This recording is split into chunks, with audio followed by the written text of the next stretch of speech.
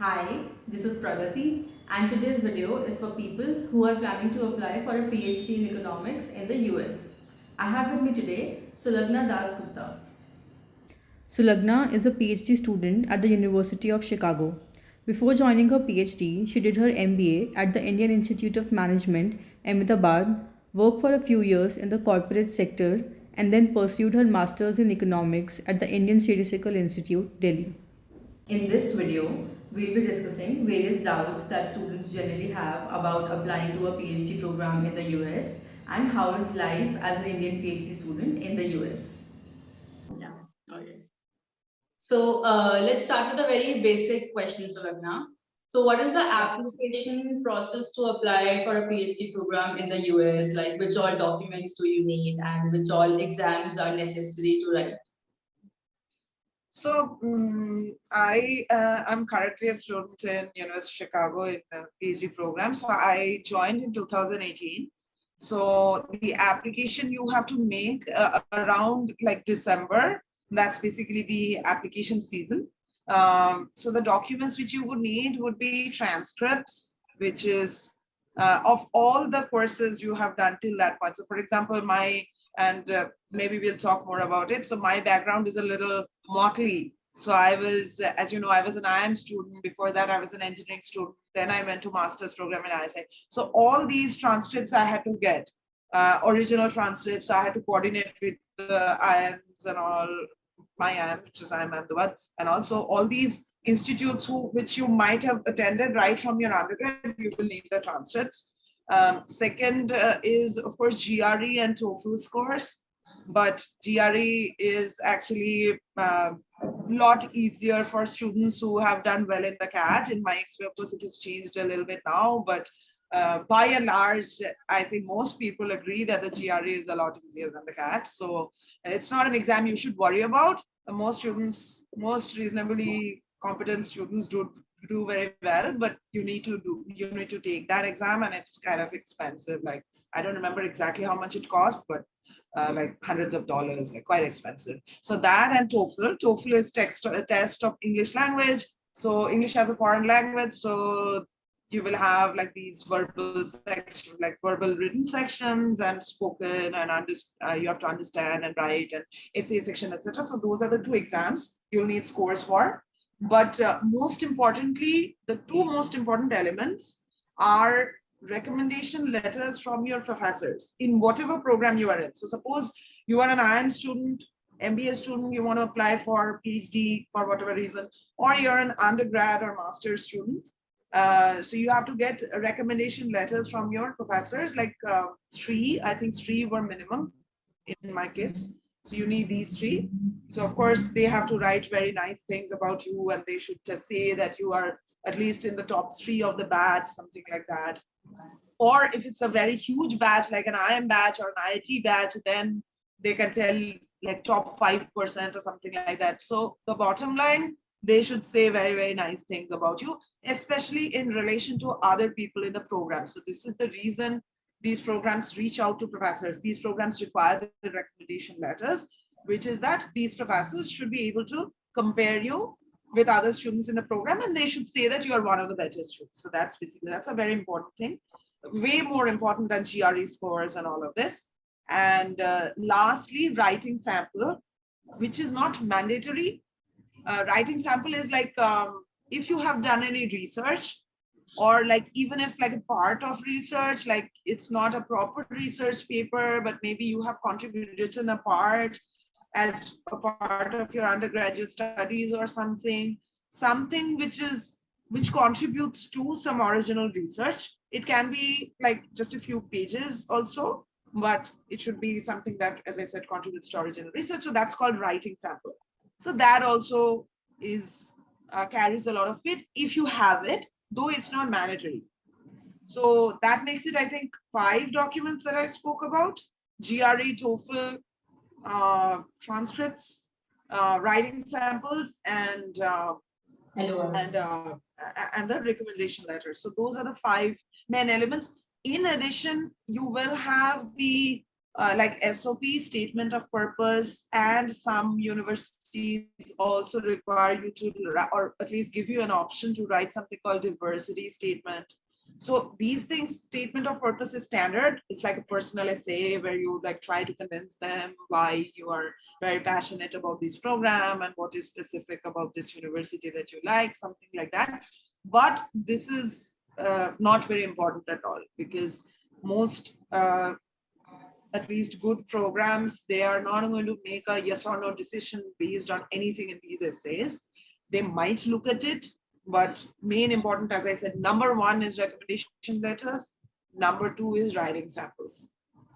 So I think I took a long time to answer that, but yeah, there are a lot of documents and they vary in importance, as I said. So those are the six So, documents, what basically is the 6 to 7 minimum documents. score that you need in GRE and TOEFL to qualify?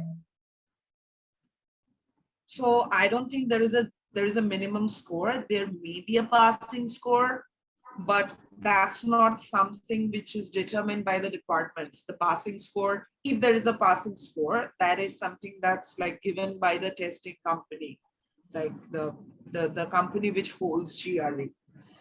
Beyond that, there are like percentiles, just like there are percentiles in CAT, and they like give you a score as well. Unlike in CAT, also they give you a score, I guess, but main thing is percentile. So in CAT, they give you like 99 point, etc., and that makes a lot of difference, right? But in case of GRE, they only give you like whole numbers. That should tell you how less competitive that exam is, basically. So they only give you up till 99 and 99 percentile. So they will not tell you 99 point something. And 99 plus is more than enough, and most people will score, like if you had a reasonably good CAT score, and by that I don't even mean like 99.9 plus, I mean like 97 plus, not even that, I guess 95 plus in CAT, you will do well. I think you will score beyond 99 in GRE. Of course, don't quote me on that, but yeah, so this percentile is what is looked at, and as I said, 99 plus is good enough for most top programs. So since it's a very long application process, like you need so many documents, you need to give GRE, TOEFL, and you also need the student visa, I think you need to apply for that. So how many months before you think one should plan for a PhD in US? So for me, so are you talking about economics program particularly, or any B school related discipline? Because that's a little bit different. So particularly for economics, so in that case, what happens is that most people who are, so at least a year, I would say. So suppose you are in a master's program, like, so most people, at least from India, I have not heard of anyone making it right after undergrad. So most people who get good offers, they have economics, I'm talking about. They have some masters, either from either from ISI, where I went for masters, or DSC, and there are some other programs also in many other places. I know a few people. So actually, I scratched that. That was not exactly accurate. Masters or postgraduate research experience. So I know a couple of people who did RAs in IIMs, like a few people who I know, like either one person I know from IIM Calcutta who did RA in IIM Calcutta after undergrad and then went, and then some other people in some other IIMs as well. So basically you need either a master's or an RA. So in that case, if you're doing a master's or an RA, so ideally right from the beginning, you should be clear that, okay, I will do this for 1 year or 2 years, and after that I'm going for PhD. At least 1 year you should definitely have, because as I was describing, unlike the CAT, the admission process depends more on these documents like recommendations and writing samples than on the exam score. So that's something. So these writing samples and recommendations, you can't prepare for them in like a few months. You need at least a year, so that you are able to project your profile as that of a researcher or like somebody that's really interested in research. So I would say at least a year. Exam prep again doesn't take a lot of time. max to max 1 month. GRE preparation doesn't take a lot of time. You should totally dedicate your time in being the best student that you can be, like, getting high scores, as I said, transcript and recommendations, and getting as much research experience as you can so that you can write a writing sample. So that's what you should be doing with your time in that 1 year, or if you have decided in advance, then 2 years, like that. Okay. So, how do you go about shortlisting universities? Like, which all universities one should apply to? How did you choose that? So I went to ISI where for masters, where like many students apply to these US universities. So basically people just copy from each other. Like I apply to the same places where my peers apply. So I obviously applied to the top places. You apply to top 20. Let us say I applied to only 8 places that I will come to maybe later, why and all that. Obviously you apply to top places, but if you are very sure about your specialization, for example, you're doing labor, suppose you are doing masters and I'm doing labor and I'm very sure I want to do labor, so in that case there can be lower ranked departments which are better in that specialization. So for example, there is Caltech and Penn State, uh, especially Penn State, let us say, because Caltech is a little bit more selective. So Penn State is not traditionally, and I'm talking in very broad terms. If you look at overall rankings, Penn State is not ranked in the top 20. But for theory, which is my specialization, Penn State is like one of the best. It's as good as any other department. So there you might get a better chance at that university, which may be not ranked at top, but it is better at that specialist. So those things you should have a discussion. So this is where your guides, your advisors, your master's professors, you should absolutely take them in confidence, and you should totally go by their advice. They will tell you about these things because they are the best judge for these things. And ranks eventually, like if you want an academic career, even if you want other research career, as a PhD graduate, rank of the department matters a lot less than the reputation of the department in your particular area, as well as your individual research output. So rank particularly matters a lot less. Of course, it matters. I mean, if you are somebody that can get into top 20, of course, you shouldn't go to an 80th rank place. That is absolutely true. But like within like a range of 10 ranks, what matters a lot more is your individual research output, as well as the department's reputation in your particular specialization area. So those are the things I would suggest to keep in mind when selecting the departments where to apply for. So, which all places did you apply for? So I, again, as I said, I went by whatever was ranked high, and also a little bit thinking about theory. So I applied to just 8 places because I had some other constraints also, because I was already, I changed careers and everything. So I'm much older than most of my peers actually. So I was already married and I wanted to take my husband along. Though eventually I didn't take my husband along because there were some other issues, etc. So I didn't want to apply. So location was also a constraint for me. So I only applied to places where his employer also had offices and stuff like that. So I applied to 8 places, but most students apply to 20 plus places, 17 to 20 places that I know. So I applied to, so far as I remember, NYU, Northwestern, actually not Northwestern, Kellogg. So you can apply only one of those, Northwestern and Kellogg. So NYU, Kellogg, Caltech, UTA, University of Texas at Austin, Penn State, obviously Chicago. So yeah, 7, I can remember 7 out of 8, out of which I didn't get an offer from Kellogg. But other than that, I got an offer from everywhere else. The only reason I'm mentioning this is basically, I think that getting an offer is much less, like you should see that as a much smaller challenge than choosing the right department. It's very important to choose the right department. So is research experience like RA experience or having a working paper mandatory for the application? It does add a lot of value. It's not mandatory by any means, and there are people I know in my program who don't have those things, but it does add a lot of value. And about the stipend, a lot of my people from my audience ask that question. So is the stipend sufficient for all your basic needs like housing, food, and other basic necessities? So my program actually pays very generously. The Chicago program, it pays, I think, one of the highest of all the economics programs. And it tries to attract others. For me, that was not that relevant because I had not applied to programs like Princeton and all. So they try to attract people from other top programs. Maybe that's the reason. But fact is that they offer videos. So for me, it's totally fine. And secondly, I also live in Chicago, which is not as expensive as New York, let us say. So my rents and all are much lower than it would be if I had to live in one of the places like New York or Boston or something. So yeah, it's for me, it's completely fine.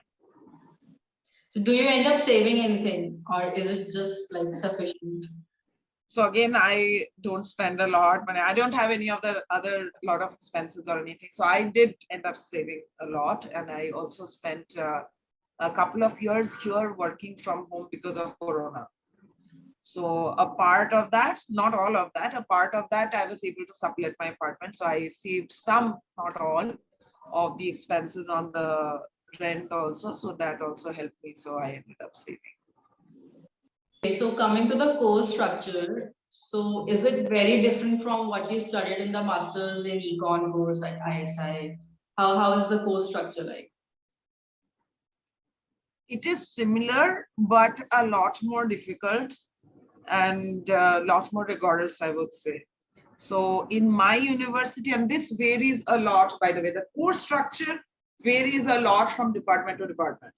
So in my department, we have a requirement of a core exam, which is qualifying exam at the end of the first year, which is also not mandatory in all departments, by the way. It's mandatory in our department and in all the three disciplines, which is micro, macro, econometrics. This is also not common across all departments. So some departments have maybe just one of the streams or just a couple of the streams. So there are departments where they have only micro and econometrics, but no macro, that kind of thing. My department, all three we had to do in the first year. So 9 courses, like 3 slots. So like I forgot in Bangalore, they have semester system or like slot system. In Ahmedabad, we had slot system. It's the same in quarter system. It's the same in Chicago. We have 3 quarters in a year instead of 2 semesters. So these 3 quarters, 3 courses. So total 9 courses. And like every course, there is homework every week. Every course, there is midterm and final. So these 2 exams. And then after the end of the spring quarter, like the last quarter, there is about a 1 month gap. And then there is the core exam. So that core exam, I mean, if you ask me, I would say it was very, very difficult, very, very nervous experience for me. It could be easier for people who are, I don't know, better or smarter than me. But for me, it was a very scary experience going through that and taking the exam. And also, again, our system is that like if you fail once, you get a second chance. After that, you fail again, then you're thrown out of the program. So it was very scary for me. And like, I don't know if that answers your question. If you have any more specific questions about the courses, I would be happy to answer. No, just wanted to know if there are any courses that you repeated, like were the courses totally different from what you did in your masters, or were there courses you repeated? That's a good question. So so some things were repeated from my masters, but so depends. Like my master's program, which was ISI, we are a very theory oriented school. So in micro theory, I did a lot more in my master's in ISI than in the first year in the core sequence in Chicago. But for both macro and metrics, especially metrics, what I had to do in Chicago was a lot more and a lot more difficult than what I did in eyesight. So, how many students on an average end up clearing the qualifying exam? Mostly all of them, like 95%, and that's true across all universities. So out of 20 students, 18 to 19 mostly they pass. Okay. So they also try to pass you, but then at the same time they're not going to lower the standards. So still a scary proposition for students, I would say. So the system we have at IIMs is like we choose our PhD guide after our qualifying exam. Like once you clear your exam and we have a viva, and then we choose our guide and form our DAC, Dissertation Advisory Committee. So is it the same in US, or do you choose your guide before you apply for the program? Like do you apply under a particular professor, or do you choose a No, professor not later? really. No, it's the same. It's after the qualify. Definitely not before application. So definitely, yeah, after the qualifying exam as well. This is what a lot of people ask, that how to go about choosing your PhD advisor. So how did you go about choosing your PhD advisor? So I did talk to my seniors, like people in my upper cohort. So I tried to get I talked to them a lot to get feedback about the professors. And also like the person I eventually started talking, who is still my guide, Professor Ben Brooks. He's a famous theorist of his generation. I mean, obviously I respect him a lot, also respected across the profession. So that was also a reason. And secondly, one more common point which I have heard from other people, and I also applied in my own case, is that you should not choose, or you should try to not choose someone who is too senior or like too famous, because they might not have enough time for you. So you should so you should try to choose someone who is more junior and not that famous. I mean, Ben Brooks is, I would say, very famous and well respected in his generation, but he is relatively young in the profession. So that I think that advice did come in very useful for me. He did end up giving me, still does, give a lot of time and stuff like that. And another point is that I also talk to multiple people, which is also important, I think, because they will be able to give you multiple perspectives. So within theory, if you talk to more than one people, then they will be able to give you different perspective, which I think has been very useful for me. So what are your research interests, by the way? So as I said, I think I was chatting with you earlier, and we were chatting about it. So I got interested in micro theory basically from ISI itself, which is a very theory-oriented school. So I continue to pursue that interest. So my main field of specialization is micro theory. Within that, mechanism design and information design in particular. I also have like a secondary interest in experimental economics. So within microtheory, one thing which I found interesting and have worked quite a bit on is something called matching, or school choice. School choice is one of the applications of matching, but that's the more popular application by which the field is known. So suppose it's like there are cut me whenever you think is like you don't need that much details. So I'm just telling you, broadly. So it's about, so this is one of my research agendas, which is that so there are, suppose, schools and students in a school district like government schools, and how do you match these students to these schools based on the preferences of the students. So this area broadly is known as the school choice. The theoretical side of it is what I focus on. There's an empirical side of it as well. So this area is broadly known as school choice, and that's something I focused on since masters as well.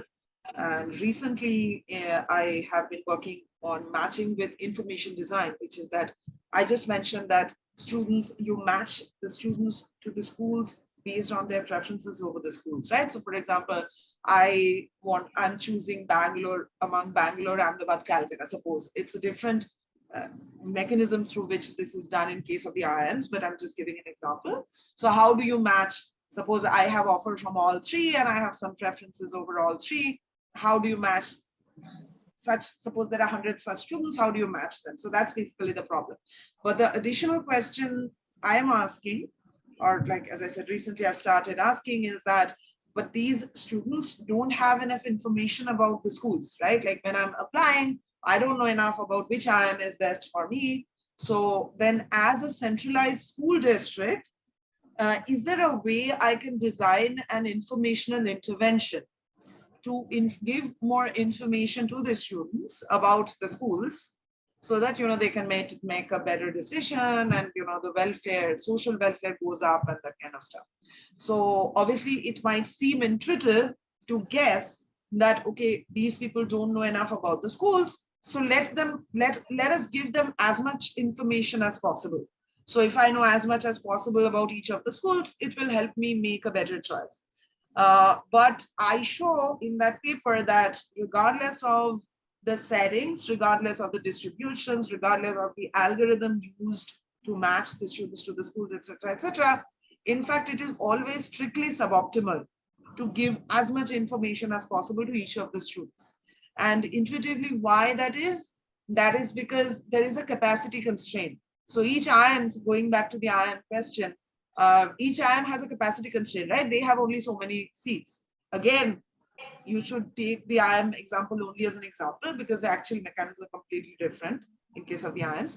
So that's the reason if I know precisely which one I want, then it is possible that everybody wants IIM Bangalore and then IIM Bangalore doesn't have enough seats. So that is why it's not optimal, regardless of the settings, to give as much information as possible. So intuitively, that's basically the understanding. And then I go on to show that it's always, as I said, it's always optimal to hide some information. And in fact, under some assumptions on the settings and stuff, I show that you should give the percentiles of the fit, if you can, like obviously assuming that I can elicit or like somehow gather that information about the fit of the students with the schools. So the information you should give to them is the percentile of their fit with the schools instead of the scores themselves. So it sounds an awful lot like the percentile scores we give to students in IIM admissions. The only difference is that here I am not talking about like admission, like eligibility. In case of IIM admissions, these percentile scores are used as admission scores. That's not what I'm talking about because we are talking about a public school system where like all students are eligible. So here these scores are like fit scores. So if you can get the scores of the fit of the students with the schools and then you give them percentiles for each of the schools, that is optimal. In fact, it ends up achieving as much the maximum possible social welfare is just one of the main results under some assumptions. So I don't know if that made any sense, but I tried to tell you a story. Hopefully, it made some sense.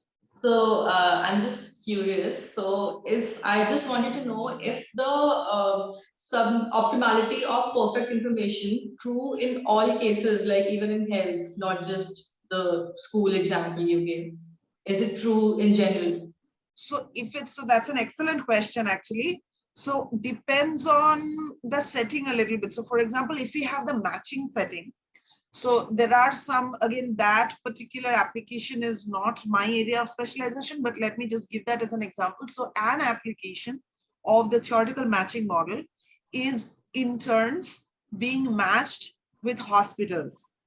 I have particularly not, so that's a health example since you mentioned about health. So I have personally not worked on that application, but the theoretical model does share a lot of similarities because there also you have a capacity constraint and you don't have transfers, monetary transfers. That's like a very defining feature of matching models, that you don't have monetary transfers and you have capacity constraints. So in that model also, under some circumstances, I suspect, again, as I said, I haven't worked on that model directly, but I suspect some of these results should port over to that setting also under some assumptions, under suitable assumptions. that what is the central, like the great question that you asked, that this suboptimality of more information, what is the central force which is driving that? That force is the capacity constraint. Of course, lack of transfers, lack of monetary transfers. But because we don't have transfers, we also, not because, like we have both of these constraints, that we don't have transfers and we have capacity constraint. So as long as you have capacity constraint, that feature will have, so that force will have some bite, that giving more information not going to help from a social welfare perspective. So to summarize, I think in the intern question, in the hospital intern question, like within the health setting, the some of the same results should hold. And we can always think more about another capacity related issue which is very relevant in health economics, which is beds and hospital capacity for people when they don't have. So in India we have public health, right? You don't pay. If you go to government hospital, you don't have to pay for it, but there is a constrained capacity. So whether that model, like whether this model has some applicability in that kind of a context, is also an interesting question, I think, which can definitely be explored. Thanks for that question. I think it's a very interesting question in the health context. So how did you decide that you want to work in social choice theory? So this is where again ISI comes in. ISI is very big on social choice theory. All of our, like most of our theorists in ISI, they have done a lot of work in both voting and matching, mostly voting actually, voting and other social choice topics, though I myself have never worked on voting, only on matching. So yeah, that's how I got interested. Though I should say that right now I am not, I am still working in the broad areas of mechanism and information design, but I'm no longer working on social choice theory because in Chicago, there are people that work in matching, but not broadly in social choice theory. So yeah. Okay, so in India, we get to meet, like this is one feedback I've heard from people who study in the US, that they don't get to meet their professor very often. Like how often do you meet your professor? So it can again happen. I have also heard such things. I think it's more likely to happen with more senior professors. See, all professors are busy, but I think people who are more senior, I would imagine, would be busier. So I have never faced this problem. Basically, my professors are mostly available. They're very helpful by and large. I meet my main advisor once a week, and other people that I spoke to like once in 2 weeks or once in 3 weeks, like that.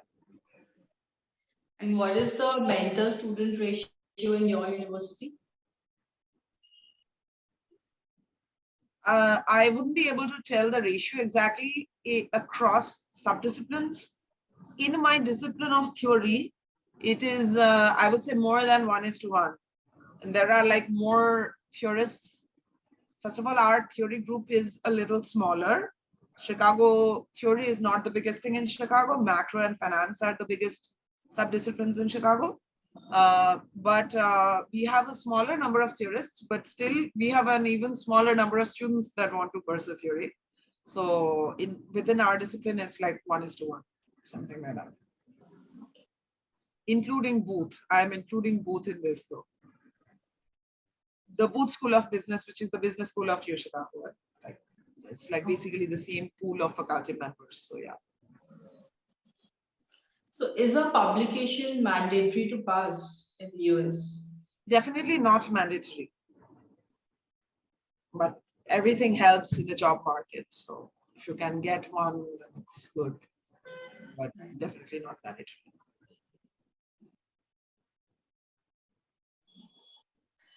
So you would be having colleagues who pursued their masters in the US while you did your masters in India.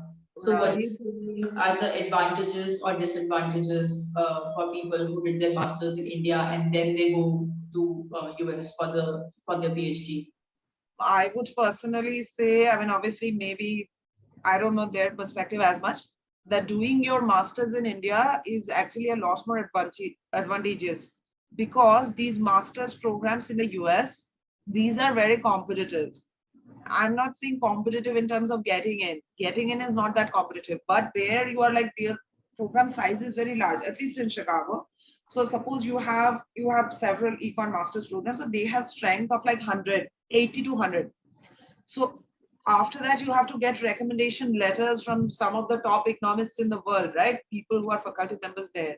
So you have to get those people to say in the recommendation letters that you are one of the top 3.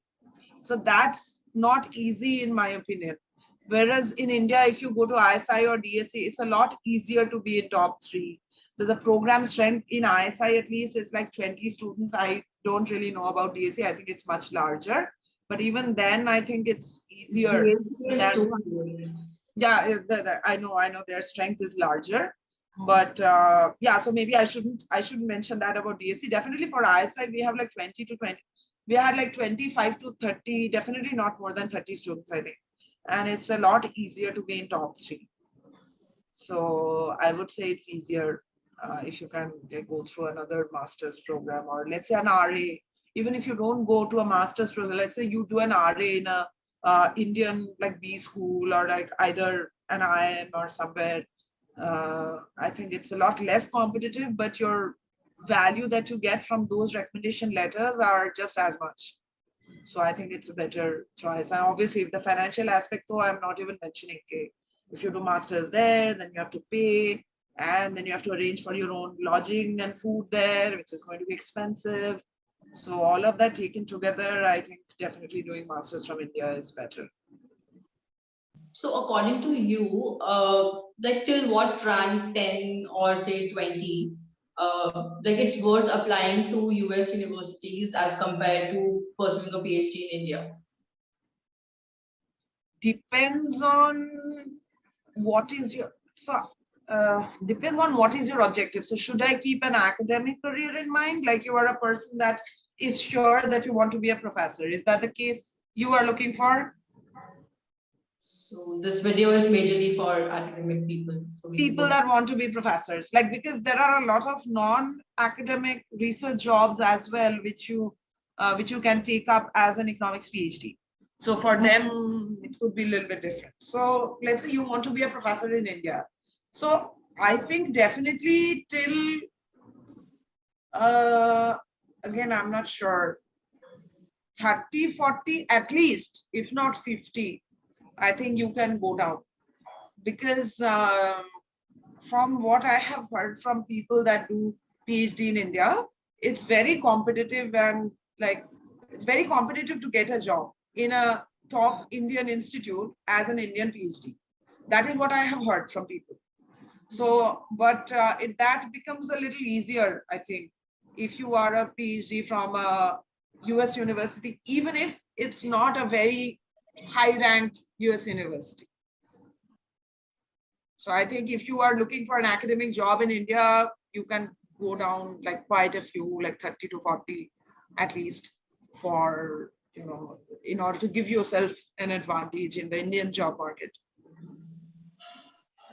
the same is what I've heard, that if there is no publication, then in terms of affiliation, definitely like US is more advantageous as compared to India.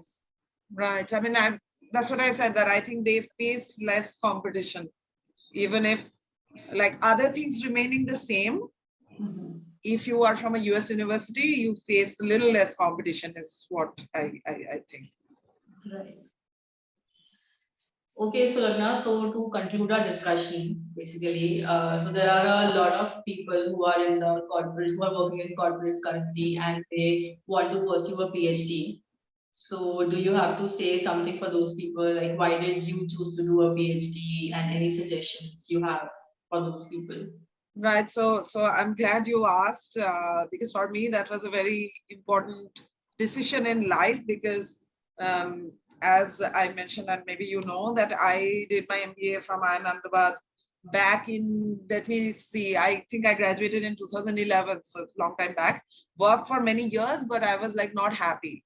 And so I considered many career options. I worked for actually 5 years, which is quite some time.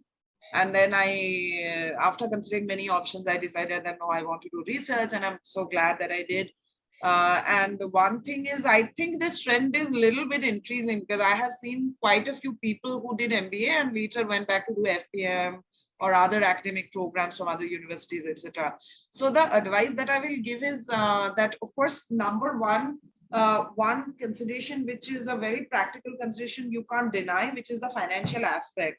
So of course, you have to pay back your loan after, like, of course, I had education loans, so I had to pay back that loan. So you can't like choose to, as a PhD student, you will, even if you are making enough money to have a reasonable, comfortable life, but you will never make as much as you will make in a corporate job. And that will not change even after you become a professor. And this is true in the US as well. Even in the US, if you become a professor, you will make a lot less than with the same qualifications if you become a corporate worker. So that is something you have to keep in mind, that the financial aspect. And then secondly, there is a very long period before you can become a professor, right? Like the PhD is 5 years, so at least 5 year commitment. In my case, it's much longer because I did masters in ISI before that. I don't regret any of that because I specifically wanted to do theory. So I'm glad that I went to ISI. But it can be 5 to 6 years. So for which, if you had spent like 5 more years in the corporate world, you could have become so much senior, right? So you have to make sure that you that is the right trade-off for you. You have to make sure that that happens. And obviously things like family and like other life situation also relevant, because if you want to move abroad, uh, that will of course have a lot of implications for personal life also. So those are all the things that you should keep in mind. And for people who have done MBA from IIMs like me, I would say, unless you are hung up on economics, if you want to do PhD in another B school related discipline like finance or marketing, that will be a lot easier. Lot easier means in the sense you don't necessarily need to do a master's in order to apply, because your MBA will in that case count as a master's. In my case, my MBA didn't count as a master because it was not in econ.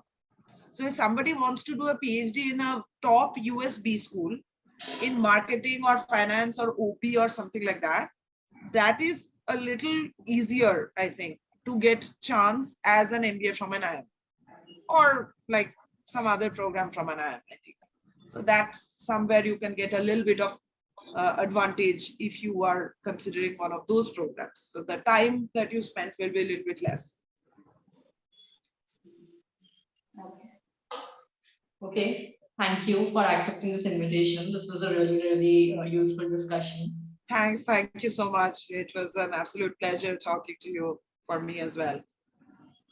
Thank you.